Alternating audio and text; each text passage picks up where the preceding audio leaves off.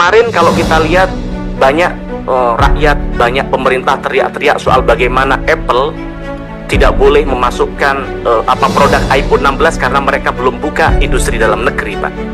Yang kemudian memaksakan mereka hari ini mereka bangun industri dalam negeri, bangun pabrik di negara kita, dan akhirnya iPhone 16 bisa masuk.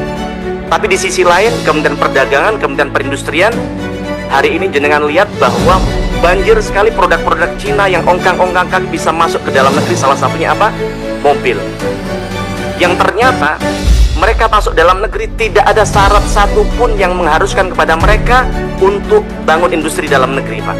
Lalu bagaimana dengan asta-cita Presiden Prabowo yang beliau menyampaikan bahwa akan terciptanya 19 juta lapangan pekerjaan? Artinya Menteri Perdagangan, Menteri Perindustrian tidak mampu menangkap asta-cita yang hari ini dicita-citakan oleh Prabowo, begitu, Pak. Nah, maka kami kadang berpikir, sebenarnya menteri ini pembantu presiden atau menghambat cita-cita dari Pak Presiden? Telinga kita mendengar bahwa akan ada 19 juta lapangan pekerjaan, tapi mata kita melihat PHK di mana-mana. Telinga kita melihat jutaan makanan bergizi, tapi mata kita melihat kehilangan daya beli. Maksud kami apa, Pak?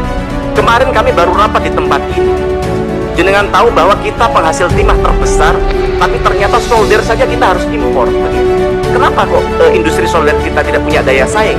Karena ternyata ketika produk asing impor ke dalam negeri kita, ternyata mereka tidak dikenakan PPN apapun, tidak dikenalkan pajak impor, Pak. Tapi bagaimana industri dalam negeri, industri solder, mereka untuk membangun sesuatu, mereka kena PPN dan sebagainya, yang tentu akhirnya mereka tidak bisa kompetitif, begitu, Pak.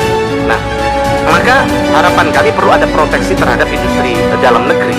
Kemudian yang kedua terkait revisi Permendak nomor 8 tahun 2024 yang ini menurut kami sangat urgent.